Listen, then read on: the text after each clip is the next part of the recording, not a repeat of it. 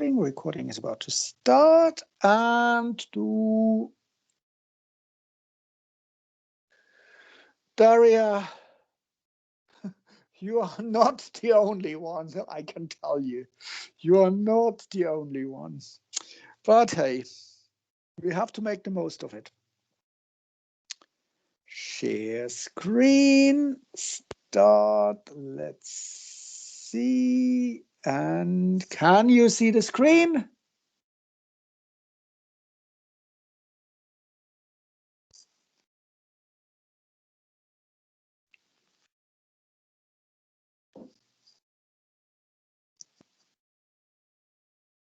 I've never been to Barbados.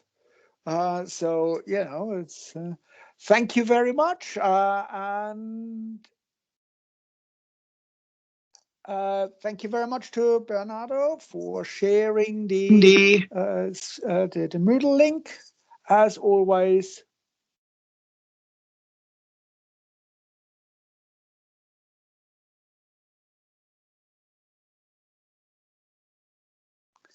So I think you can see the screen, and that's a good starting point.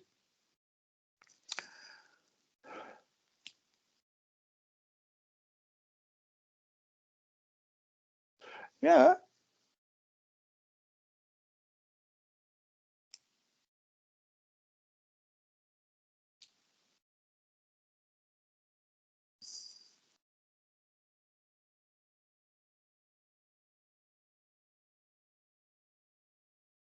Depends on your definition of uni experience. I would say you have quite a lot of lectures, right? And that certainly is, so you have the learning experience, don't you?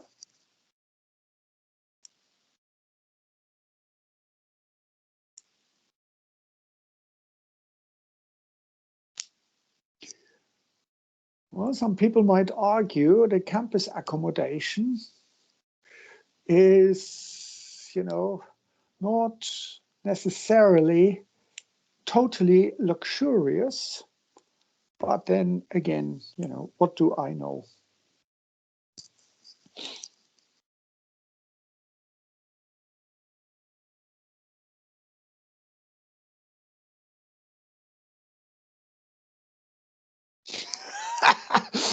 So you're paying for experience to live in a small room with noisy neighbors who are constantly high as a kite. Oh, fair enough.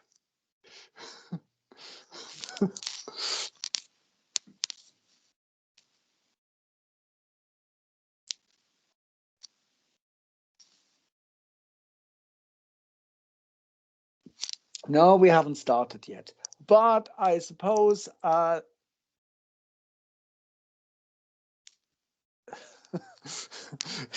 yes, I see your points. I better not get involved in this discussion because whatever I say, you know, will be used against me.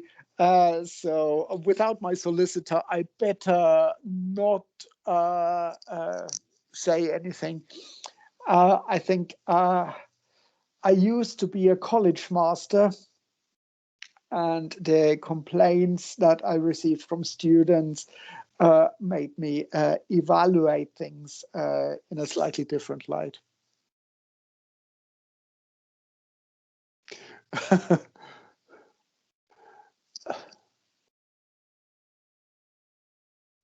Okay, good. Let's get started. What I want to do with you today is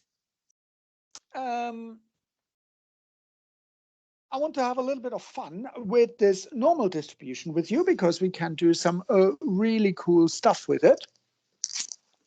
And just as a sort of a recap, when was it? Last week? Yes, last week. I showed you that very often when we are dealing with data, we are actually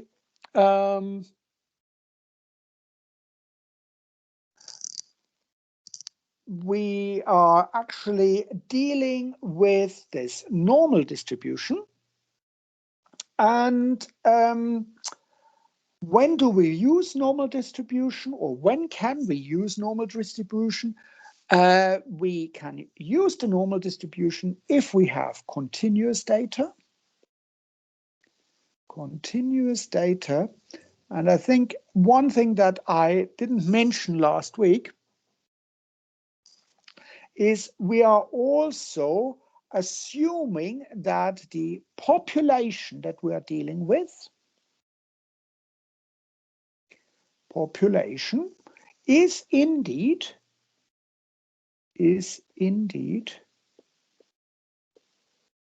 normally distributed. And you might argue that is a sort of a circular argument, but that becomes important when we move on to a little bit more advanced stuff, because then we really have to not distributed. So what does that mean? Well, let's go back to, let's say, our measurement of IQ scores, because that's a really nice example. And just before this discussion goes out of hand, task 4 of the practical. We have not yet covered the material. Trust me on that. And before you get your knickers in a twist, wait for it, because I will show you probably next week a very, very simple way how to do this calculation. And there is nothing you need to particularly do, just wait. So don't stress about it. Okay, IQ scores. And with these IQ tables, we say the mean, the population mean is, say, 100. That's the IQ score. And the distribution population standard deviation equals 15. And if this indeed is actually a normal distribution, what we would expect is something like that. That's a typical bell-shaped curve, and it is symmetrical. It is symmetrical around the mean of 100. And I told you that the normal distribution is a very special distribution, because the area under this curve, we know it is a PDF, a probability density function, because we have continuous data, and the total area under this curve, so total area adds up to 1. So that's always for PDFs, that's the case. And a speciality of the normal distribution is that, for example, if we move one standard deviation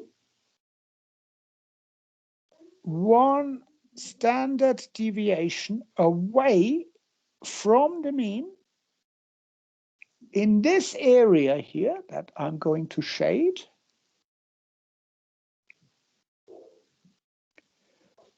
we have 68% of the data.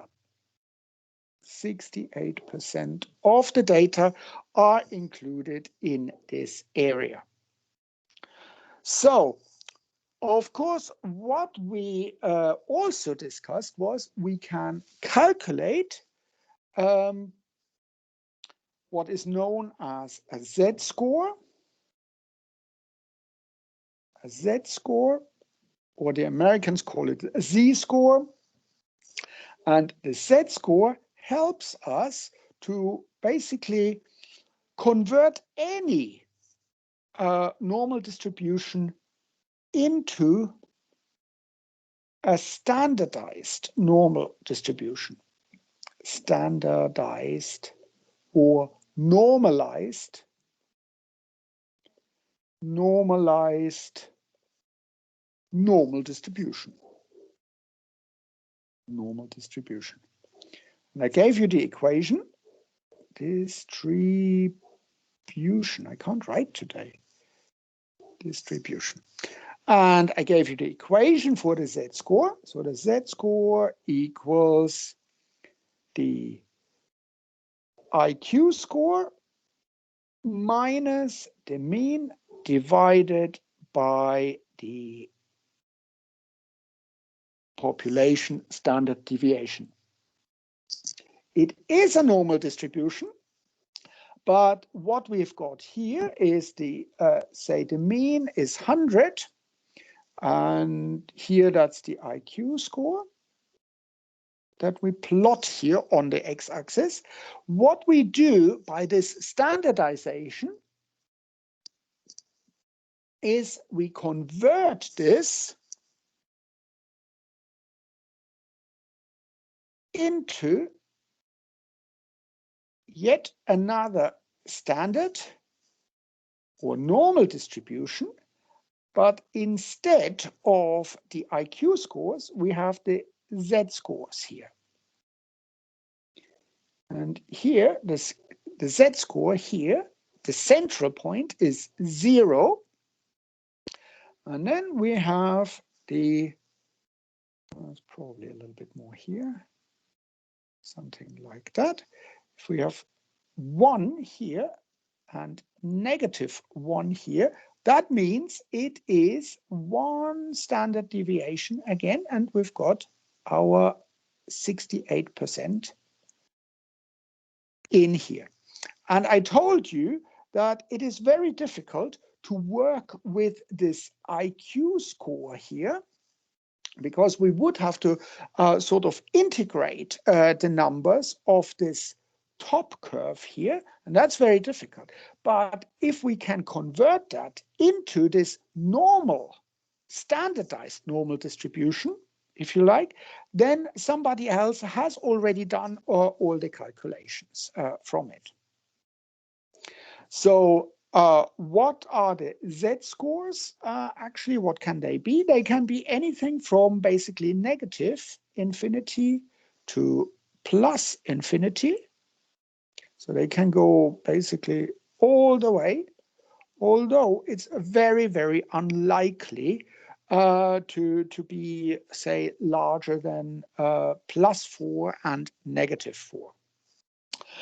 We also said that for our IQ scores, we can call this a random variable, the IQ score. IQ score.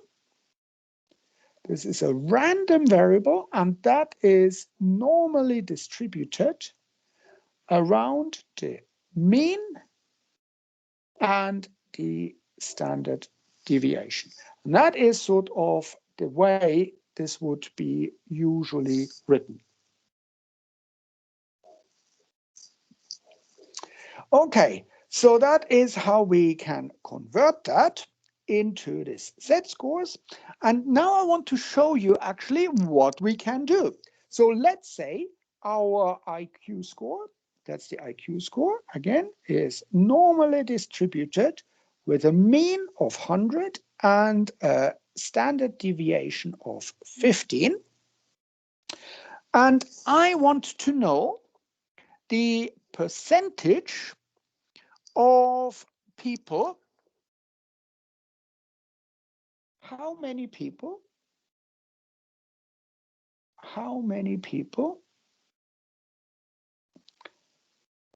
have an IQ score of, say, larger than 130. So they are super intelligent. How many people have an IQ of larger than 130?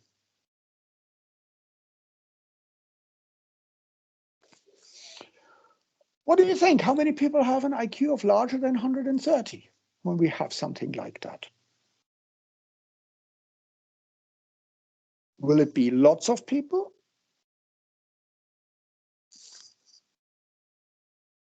Oh no, less than 10%, yeah, that's a good estimate. So how can we figure that out?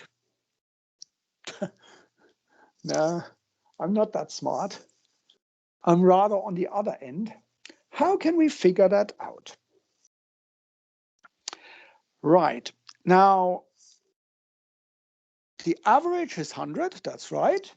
That is what this says here. That's the average is 100, and that is one standard deviation. So what we can do is we can convert this IQ into a z-score.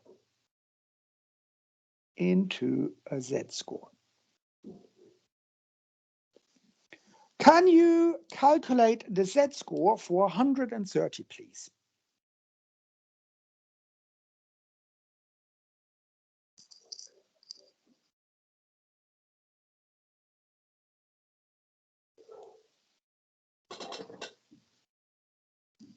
Absolutely right. Z is the IQ minus the mean divided by sigma, so that would be 2. So what does that mean? We are basically looking for people who are, here is our 0 or 100 if we are on the IQ scale. This would be the Z scale. This would be the IQ scale. So we are looking basically 130 is somewhere here, right? So that's here, that would be 100, that would be 115. That would be 1 standard deviation, that would be 2 standard deviation, that's 130. So what we are looking for is, realistically, people who are in this range here. How are we going to find those people? Now, I told you last week, we have what is called the 68, 95, 99.7% rule. So, and we can use that. So the first question is, what is the percentage? How many people are in this range here? But we can also do it in a slightly different way. We can say, instead of calculating this one here, we can also calculate 1 minus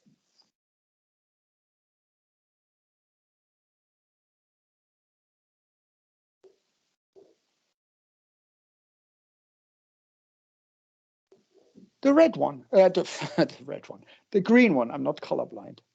1 minus the green one, that gives us the blue one, right? Or the black one. So if you want to do that with colors. So we could figure out what this black one is if we knew how much this green one is. Is there a way we can actually figure out how much this green one is? Well, we can sort of subdivide it. Let me remove that. We can subdivide it. We can say, what is the number of people who are lower than 100?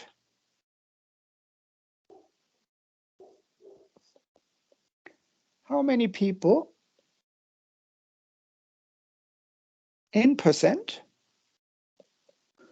are lower or the same as 100? What do you think?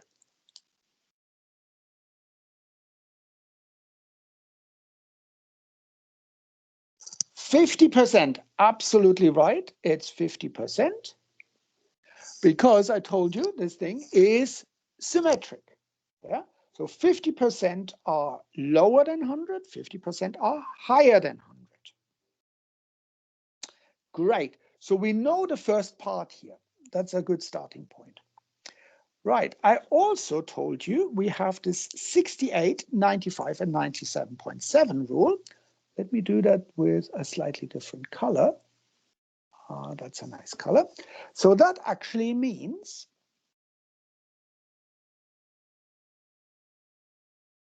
if I do this one here,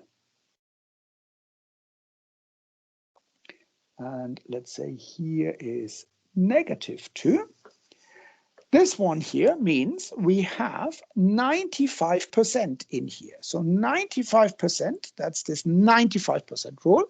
That means we are 2 standard deviation. So 2 standard deviations here away from the mean. And that contains 95% of the data. Okay, you're still with me? So what we now need to figure out actually is we really want to figure out this part here.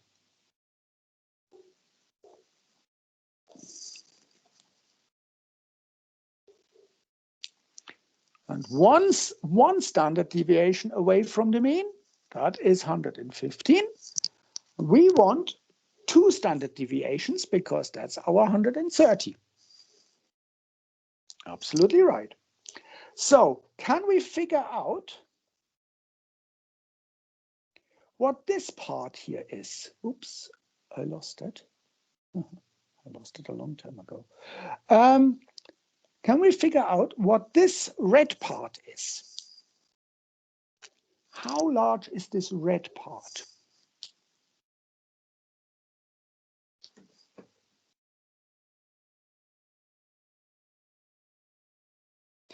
Absolutely right. It is 95%, but half of it, because the other half would be this bit here, right? What's 95% halved?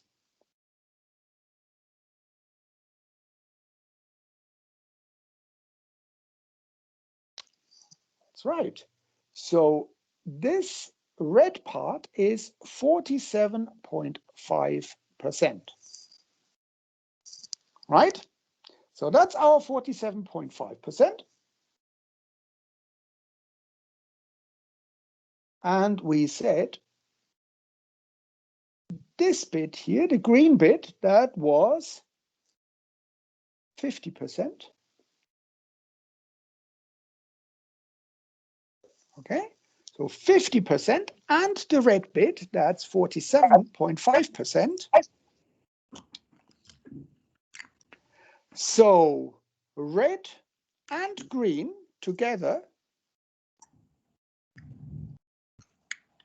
this whole bit would give us 50%.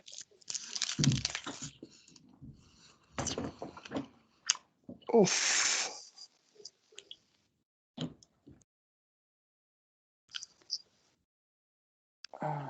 Okay, are we done? Ow.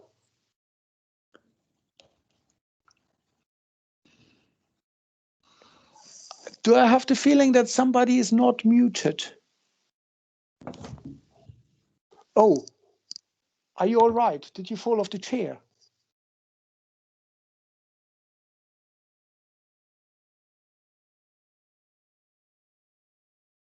Okay, thank you.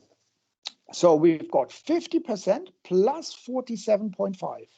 47.5% is just simply because I told you that we've got 95% in this 2 sigma range.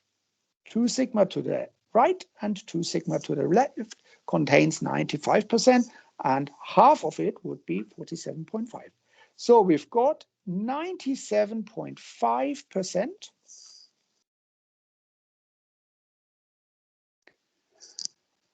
And these 97.5%, that is basically this part here, this part here. So we would say 97.5% have an IQ of 130 or less, because that's this part here. So how many people have an IQ of 130 or more? How many people have an IQ of 130 or more?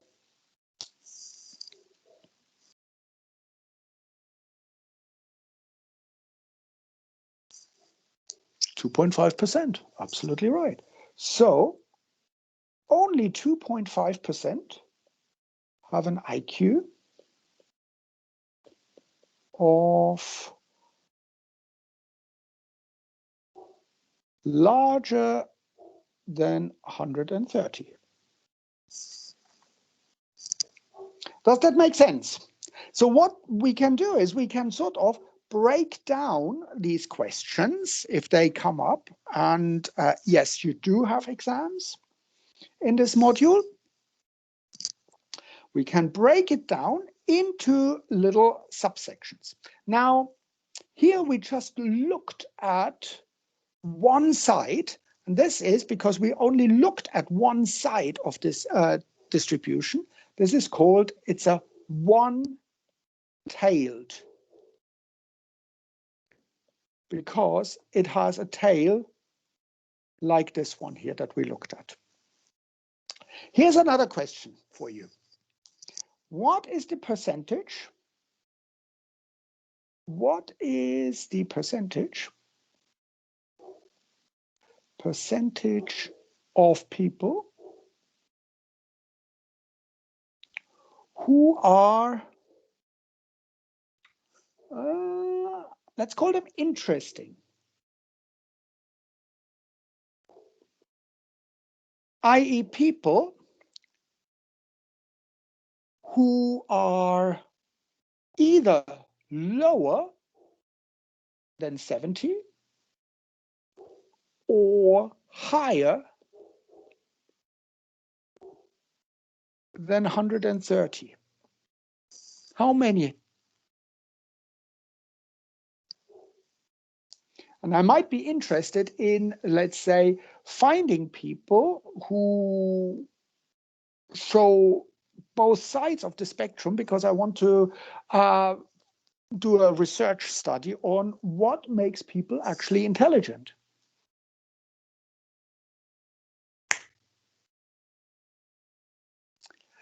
Yes, guys, you are right. It's 5%. How? Well, what we have here is, again, and I always recommend draw a curve like that, draw your normal distribution. We just said 130, that is actually 2 standard deviations.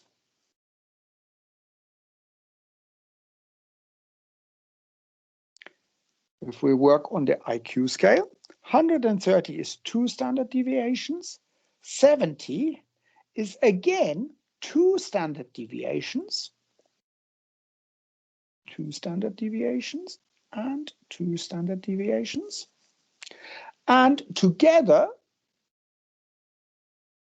we have about 95% of the data.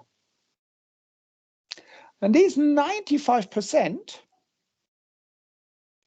leaves us with this part and this part here. And this would be 2.5%, and this one is 2.5%. And together, the green bit, that would be 95%. And as you can imagine, if we had this one here, if we called this top one a one-tailed distribution, what would you call this distribution?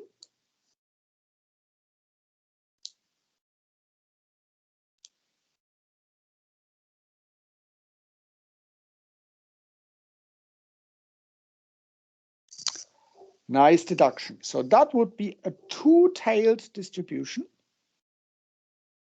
because we've got two tails. In this case, they are symmetric. And this just basically means we leave it open. We don't make a sort of a rash decision. We don't want just people who are either lower than 70 or higher than 70. We just simply say we want people who are different in this case, who are interesting, right? Who are not people who are not in the 95% range. That is what we are interested in. And if we are looking for that, if we are phrasing it like that, we say basically we are looking for people who are where we have 2.5% in the absolute top range and also 2.5% in the lower range. Okay, and that is the concept of a two-tailed test. Right, now that was a little bit of calculations with the normal distribution. And the question is, do we ever have to use 68 or 97.5, 99.7? Was it 99.7? To be perfectly honest, very often you will not be using a normal distribution. You will use a different distribution, which I'll show you soon.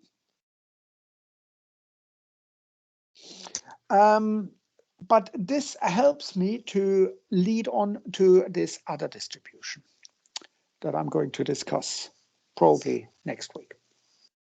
Right, now what we have done is we have said we have the IQs are distributed normally 115. Now I measure basically people, I talk to them over the phone or in the street, I let them do an IQ test and I get this distribution here. But if you think about it, it's quite a tedious work, isn't it? It would be actually, how about we take a sample of the population? Let's say instead of testing individuals,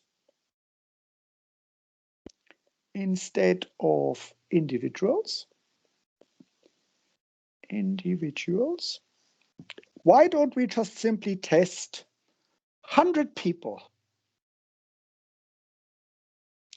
Let's test, say 100 people. IQ scores. We take 100 people.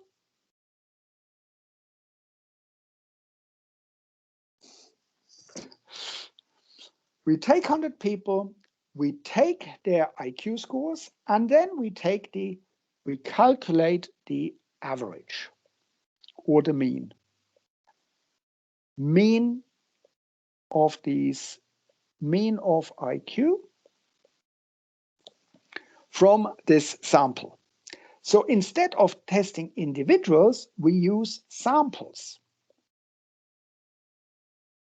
And in this case, just for illustrative purposes, n equals 100. Right. What can we do? We can calculate a sample mean.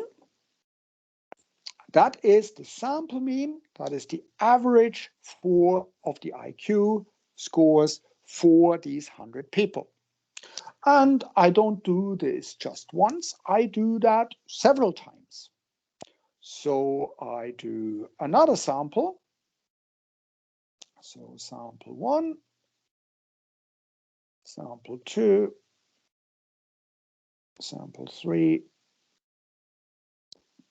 and so on and so forth. What do you think?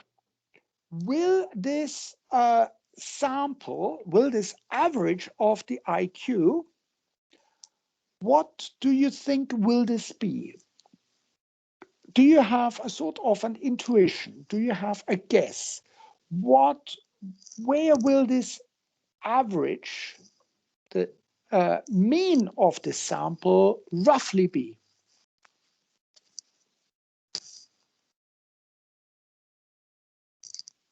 The individual IQ is around 100. Where do you think will the sample mean be?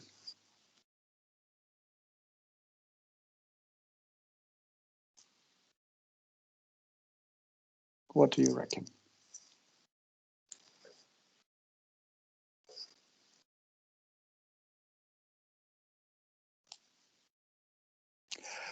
Absolutely right. Your intuition is absolutely right. This sample mean will also be around roughly 100. Totally right. So we get these people in, we determine their individual IQ scores, we put them all together, we take the average, and this sample mean will be around 100. Will it be exactly 100? What do you think? Will it be exactly 100?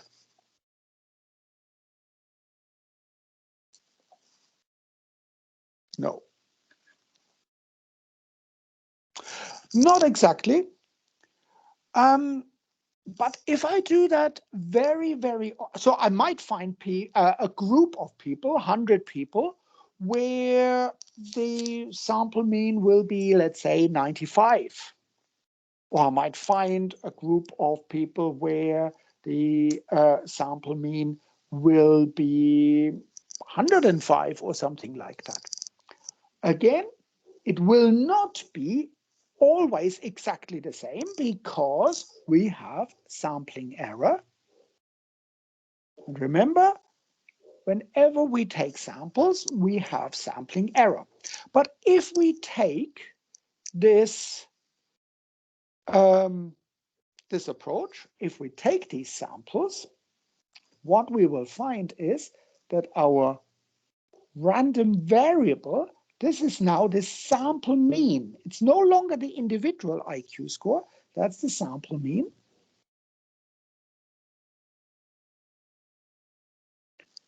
The sample mean is also distributed with a normal distribution. So what we find is, now we don't do IQ scores, we now do the means of the IQ scores. So that's a big difference, but we still get, oops, that's not a normal distribution. We still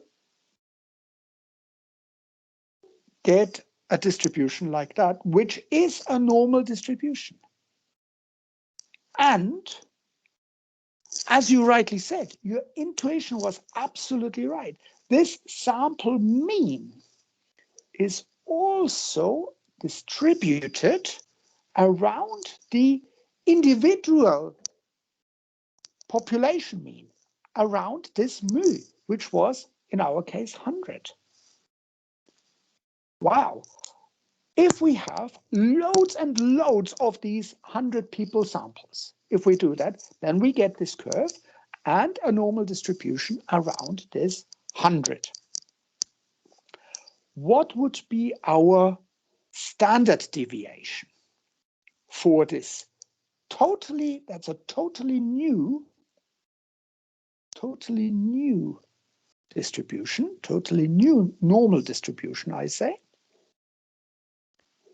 because it's no longer the IQ score. Now it is the mean of the IQ score. Now let's think about it.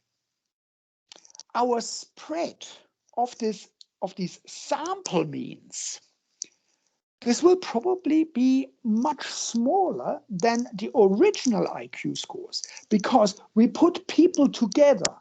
So we might have somebody very smart and somebody maybe not so smart, but if we put them together, these differences will average themselves out. So our spread for this totally new distribution will be actually different from our original one. And this is usually abbreviated with sigma, with our standard deviation, but it's now the standard deviation for the sample means. So that is really how our new average IQ score is distributed. And of course, we want to know how this, what this sample standard deviation that I've written like that is. And as long as we have loads of samples that we take, loads of these 100 people samples, and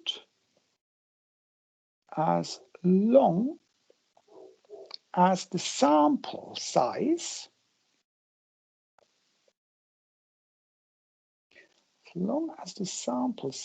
is, let's say, larger than 30, and that is sort of an arbitrary value, which we will discuss next week, then there is something absolutely mind-blowing. The first mind-blowing thing was that our average of the samples, again, was around 100. That was the first thing. The second thing is that our standard deviation, the variation in these sample means, I write this as sigma x bar, is actually defined as, wait for it,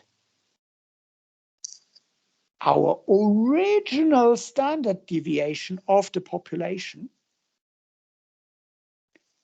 divided by square root of the sample size. So that was our original standard deviation of the IQ scores.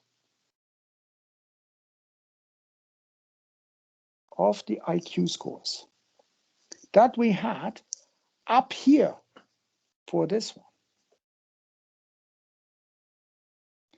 Now it makes an appearance again.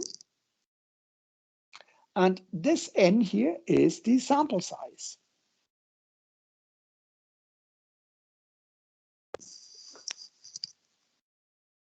So what does that mean? If our original sigma for the IQ score, that was 15. What is our new sigma now? What is the new standard deviation for the means this time? Not the IQ scores, for the means. What is our new standard deviation for the means? Can you quickly calculate that? Well, actually, you don't need a calculator for that. What do you get for that?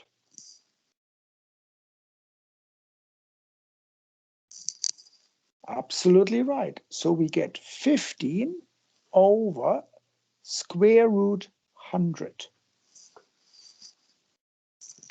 And that gives us 1.5. So what we get is a new distribution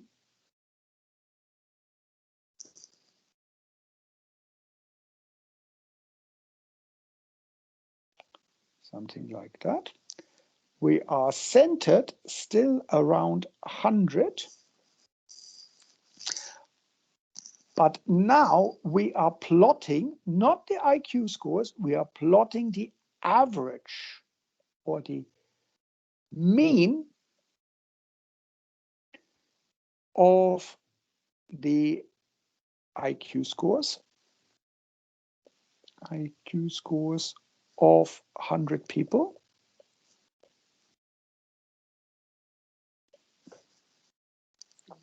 And now we get a new standard deviation.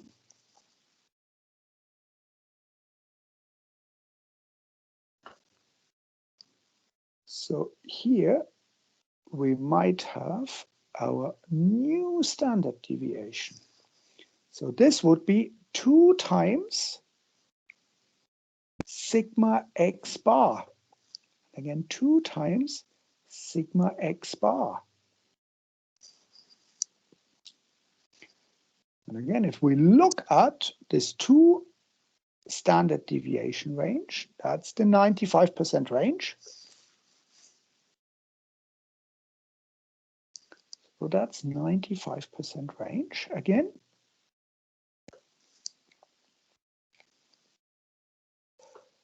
Where do we look here?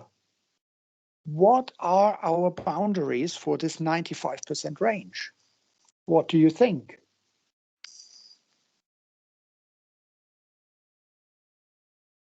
And the 2 comes again from 2 sigma range contains the 95%.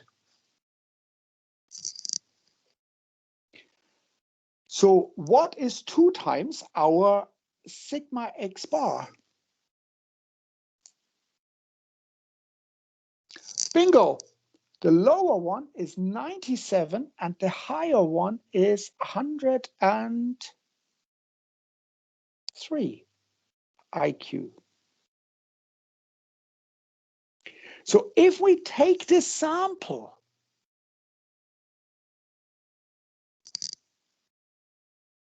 (103) because that is 2 times our sigma x bar equals 2. So I should say mu plus is 100 plus 2 times 1.5, that was what we just calculated here, equals 103. And here we would have 100 minus 2 times sigma x bar, which is 97. So our new distribution for this sample is much, much narrower. We go from 97 to 103.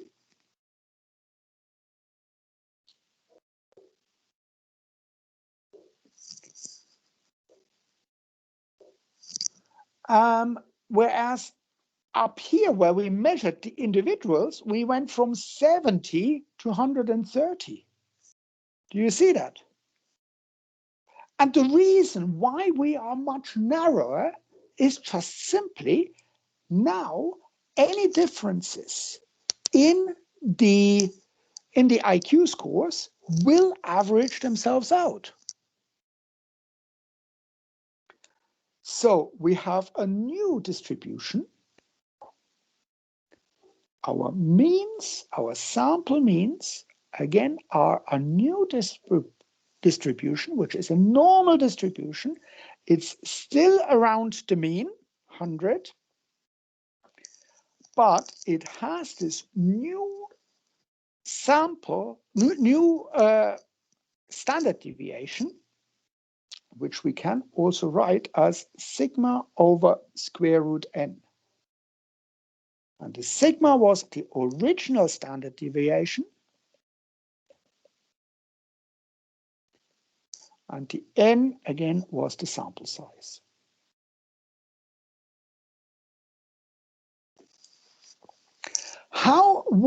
What do you think? How would our normal distribution change if I was to increase the sample size? What would happen to our normal distribution of this sample average if I increase the sample size?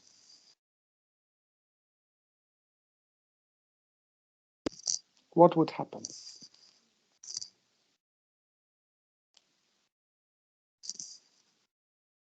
Have a guess.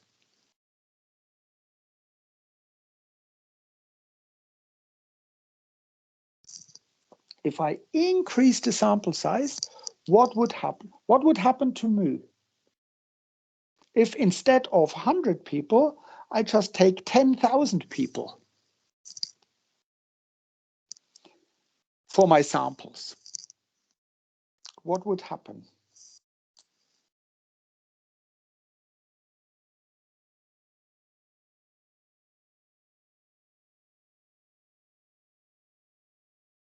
Yes, you are right.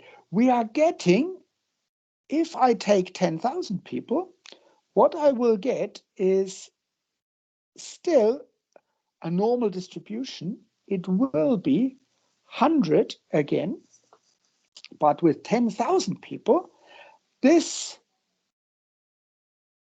area of the 95%, that's the 2 sigma standard deviation, will be actually 1.5 divided by 100 in this case. So that would be 100, sorry, that would be 15 divided by 100. That would be 101.5.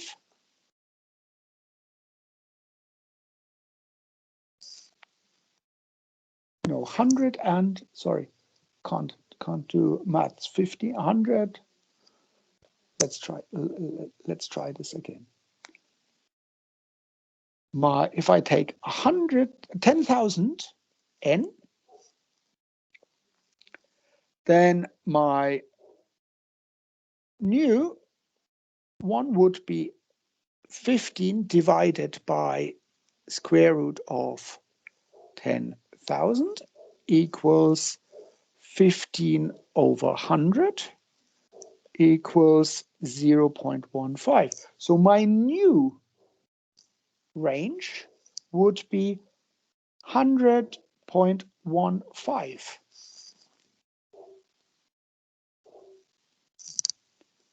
And here we would be 99.85.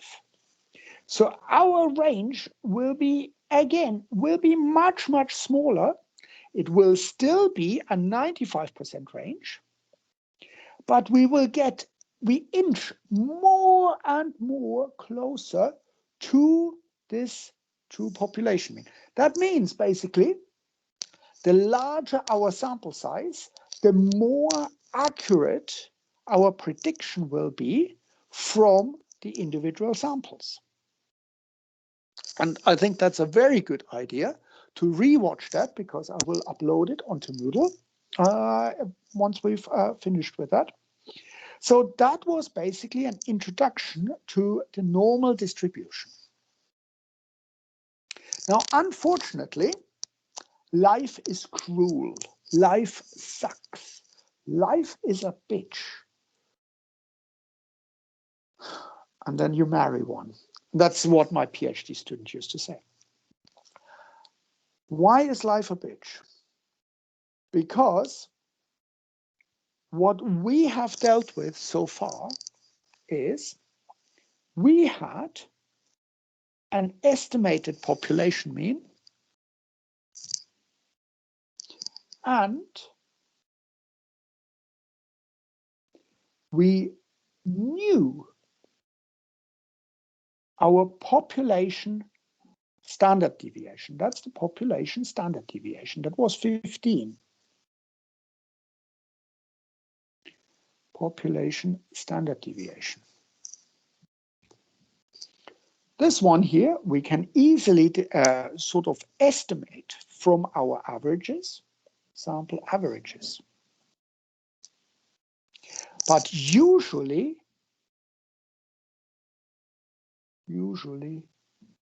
we do not know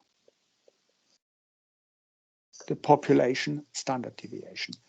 Usually we don't know that the IQ has a distribution, has a standard deviation of 15. Usually this information we don't have.